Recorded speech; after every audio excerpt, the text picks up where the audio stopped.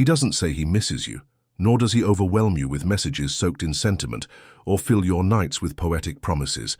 In fact, he may even appear emotionally neutral, distant, or vague, and yet something in the space between you both pulses with a quiet intensity that can't be ignored. There is no confession, no verbal claim, no certainty in language, but there is a shift, subtle, energetic, undeniable, that occurs each time you are near.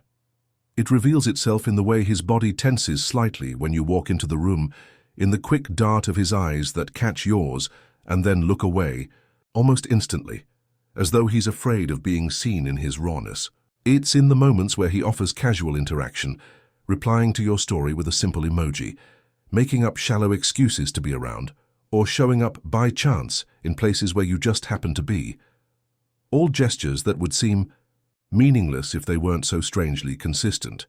When you're physically present, it becomes even more obvious. He adjusts his shirt sleeves, touches his neck, runs his fingers through his hair more than usual. His voice changes too, slower, softer, slightly lower in pitch, especially when he says your name, as though the syllables carry a weight he hasn't yet admitted to himself. These gestures, so small and ordinary on the surface, form a language of their own, the body's vocabulary, spoken fluently before the mind even catches up. Carl Jung, in Man and His Symbols, wrote, "Until you make the unconscious conscious, it will direct your life, and you will call it fate." This man is not consciously aware of what is unfolding inside him, but the unconscious has already taken over the steering wheel. He doesn't yet know why he's drawn to you, why his thoughts linger longer after you've gone, or why his mood subtly shifts when you appear, but the resonance is real, and it's biological, energetic, even spiritual. Most men don't fall in love in the way women often imagine. They don't sit and reflect on their feelings until they fully understand them before expressing them. No, they feel first, in the body, in the gut, in a pull they can't name. And the stronger that pull, the more their rational mind rebels against it. That rebellion, that internal resistance, is the birthplace of confusion. He begins to question himself.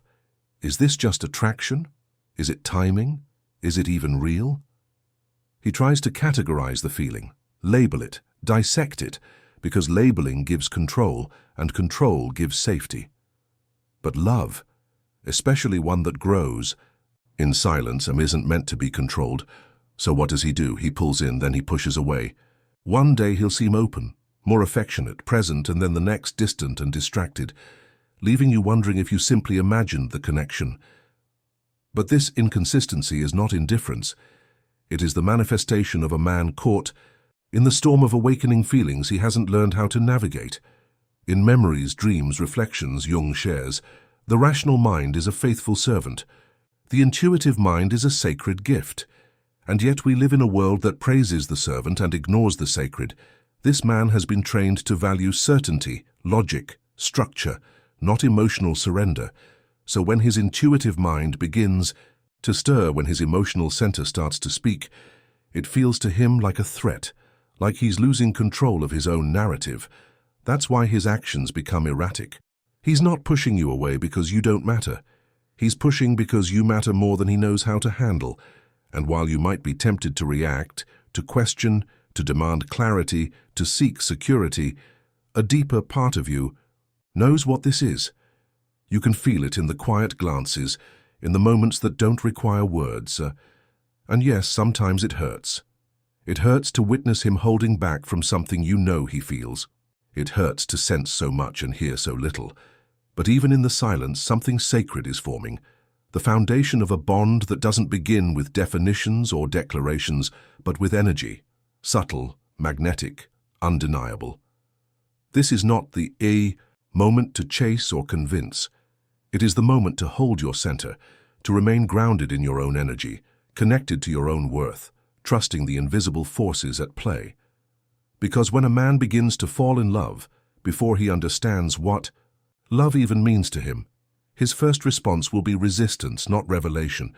But make no mistake, what you're witnessing is real. The revolution has already begun. It's a strange in-between. This phase where a man is falling for you but hasn't found the language to admit it, not even to himself. His actions are warm one day, cold the next. He engages in small, almost meaningless interactions, checking your stories, sending emojis, appearing with no reason, and yet when intimacy becomes too real, he distances himself. The inconsistency doesn't come from malice, but from emotional disorientation, as he navigates feelings that clash with everything he was taught to suppress. To you, it might feel like rejection. It might trigger that primal instinct to seek clarity, to chase reassurance, to ask, what are we or what do you feel? The mind wants to fix what it doesn't understand, but something in you, something quieter, wiser, stops you. You begin to understand that what's happening isn't about rushing into definitions. It's about allowing space, sacred space, space for him to unfold without pressure, and for you to remain whole even in the face of his hesitation. This is where the power of the conscious feminine emerges, not in controlling, not in proving, not in molding herself to be chosen, but in holding her own vibration with presence, softness, and trust. She is not the woman who anxiously texts to ask why he's distant. She is not the woman who overgives, hoping to earn affection. She is the woman who feels the pull, sees the signs, but stays rooted in herself, in her own inner abundance. Her worth isn't tied to his validation, and her identity doesn't shrink in the face of uncertainty. Instead of spiraling into thoughts like, what if he's not into me? Or what if he disappears? She chooses a different dialogue. If it's meant, it will rise. If it's real, it will deepen. And if it's not aligned, it will fall away, and I will still be whole. That mindset isn't passive. It's deeply empowered. It's an act of deep self-trust and energetic sovereignty. Because the truth is, she doesn't need his confirmation to know her own value. Carl Jung wrote in The Archetypes and the Collective Unconscious, "The privilege of a lifetime is to become who you truly are, and this is her privilege, to stay so connected to her essence that she doesn't have to beg for love, perform for attention, or reduce her light for someone else's comfort. Instead, she allows her energy to speak. She allows her presence to do the work that words often fail to do. There are practices she doesn't speak of, rituals she carries in silence. Before seeing him, she closes her eyes and breathes deeply, not to control the moment, but to harmonize with it. She visualizes peace, not outcome. She sends softness, not pressure. She walks into the encounter not to impress, but to simply be whole, fully, radiantly, unapologetically herself. Her confidence doesn't shout.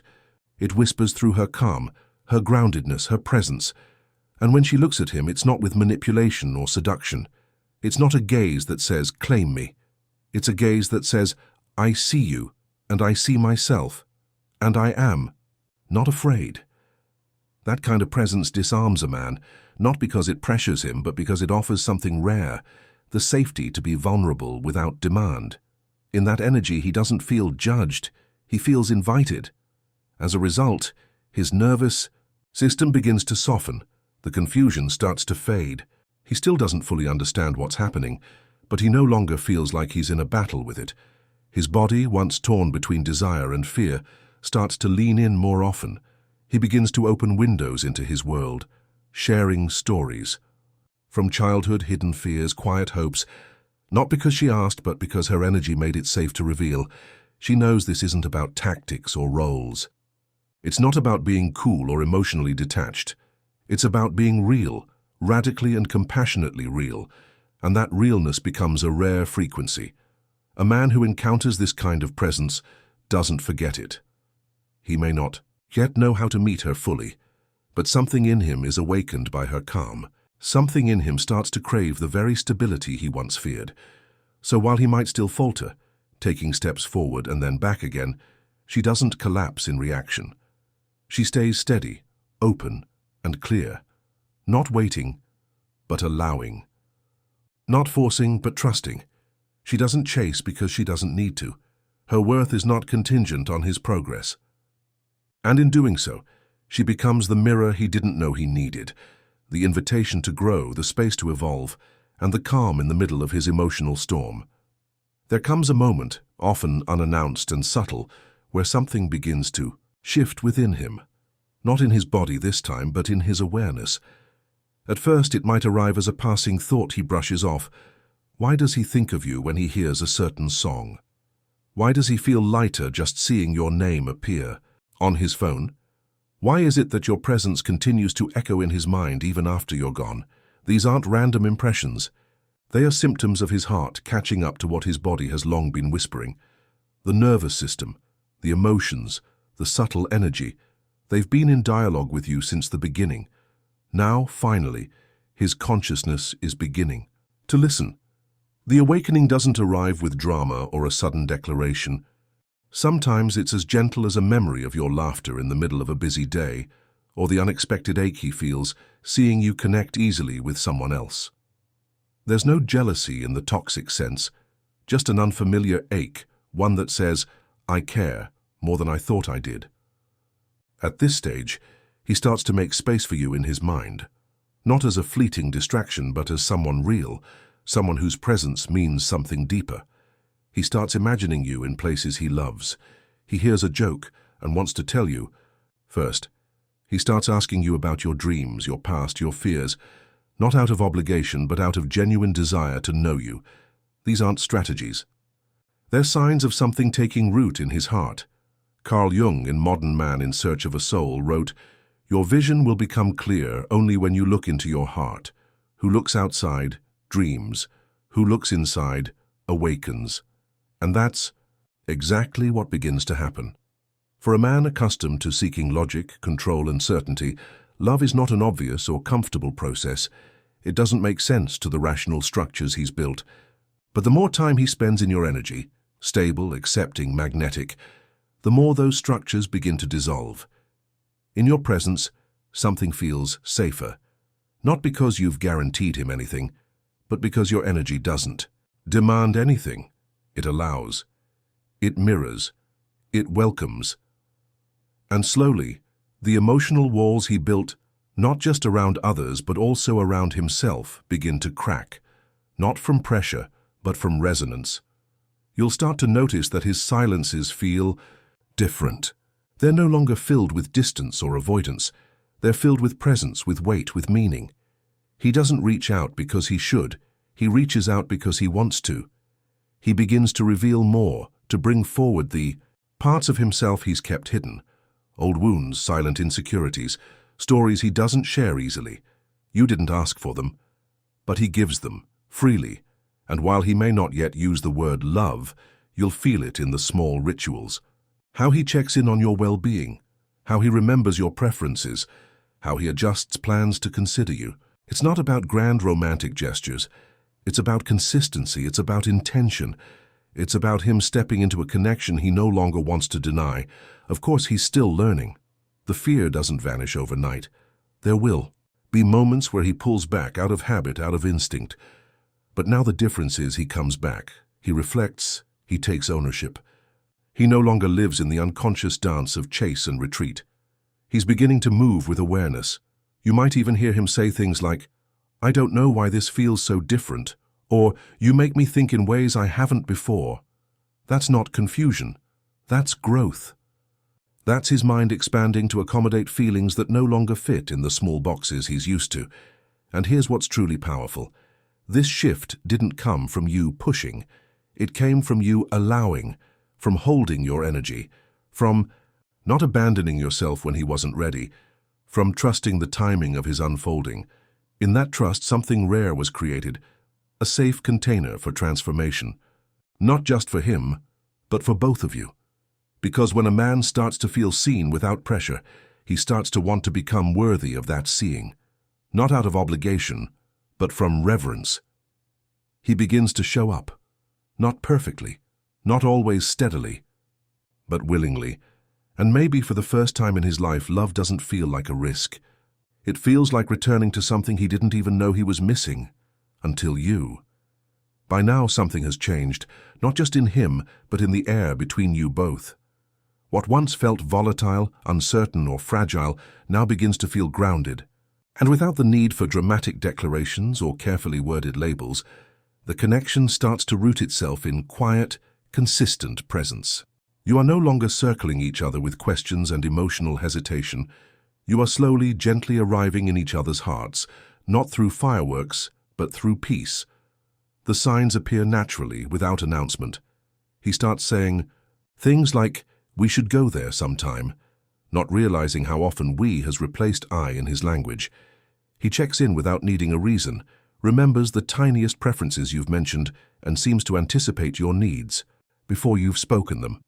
There's no performance in it, just a growing attentiveness, a comfort in making space for you in his everyday life.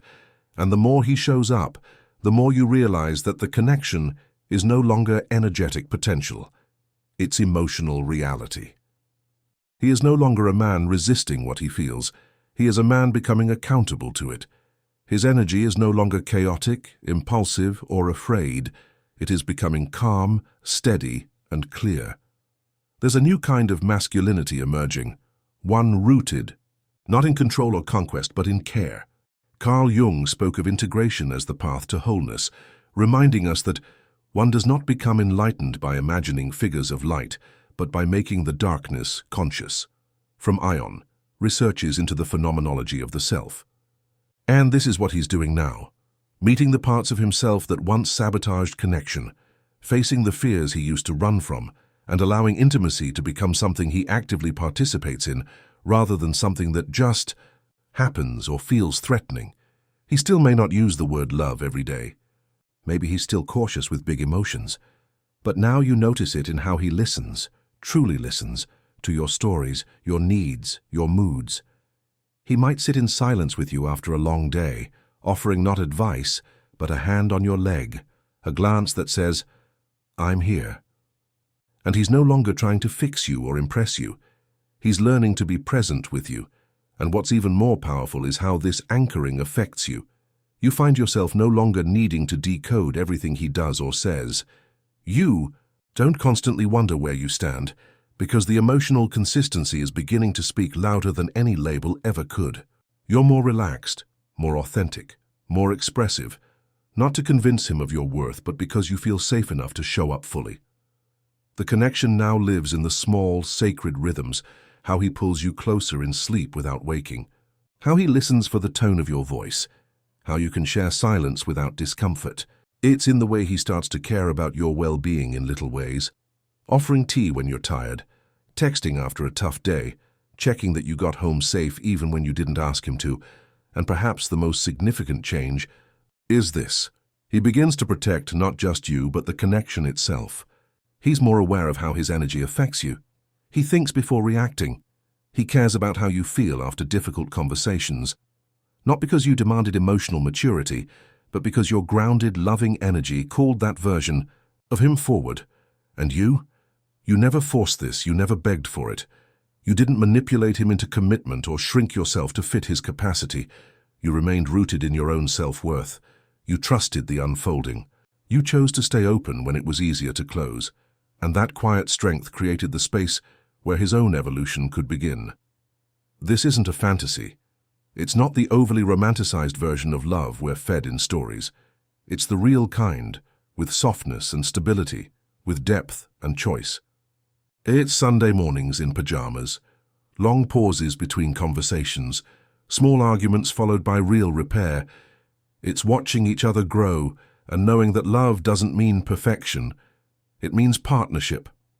Now, when he looks at you, there's no fear in his eyes, there's peace. You no longer have to ask where you stand. You feel it in how he holds you. You hear it in the tone he uses when he says your name.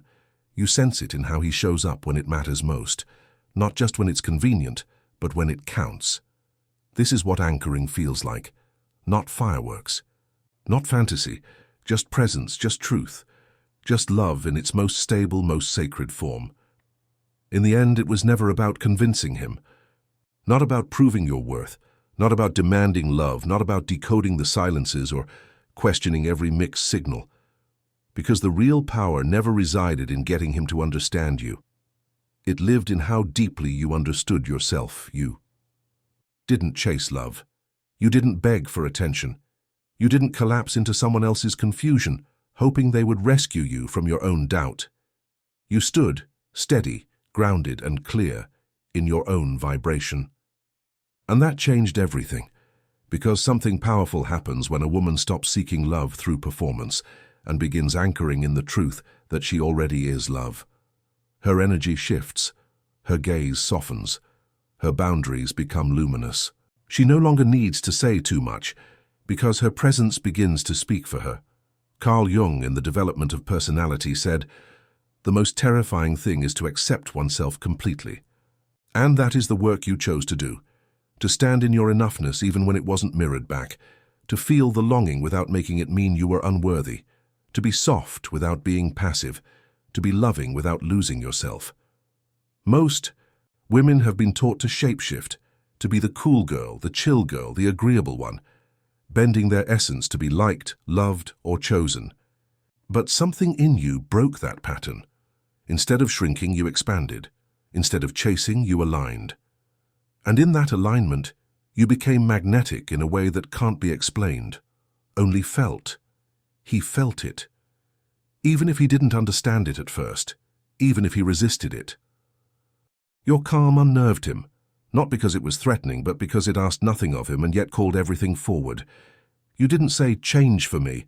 You simply stood in your integrity, and that made him want to rise. He may never fully articulate why your presence lingered. He may never know how to express the way your energy soothed something restless inside of him, but something about you made him feel seen in a way he didn't even know he needed. It wasn't your beauty, though he noticed it. It wasn't your charm, though it disarmed him. It was your frequency, that rare sacred energy of a woman who doesn't need to be chosen to know she is valuable, of a woman who honors herself in the presence of uncertainty, of a woman who can witness another's confusion without internalizing it as rejection. You became the mirror he didn't know he needed, not one that showed him what he wanted to see, but one that revealed what he could become.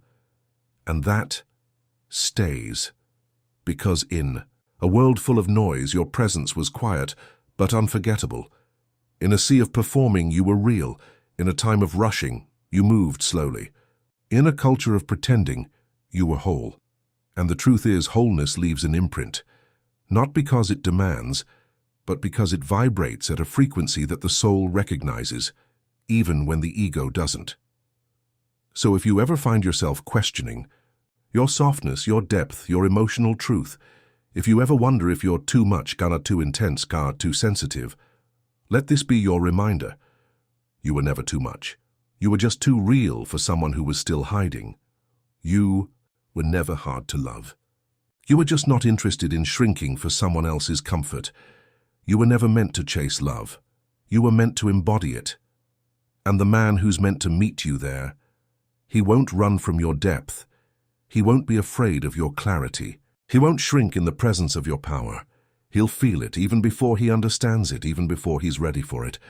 And eventually, he'll remember it. Because when a woman chooses herself fully, tenderly, boldly, her energy starts doing what no strategy ever could. It stays, it lingers, it awakens, it transforms, and it leaves a mark on a man's heart that no one else can erase. Not because she tried to be unforgettable, but because she dared to be entirely herself.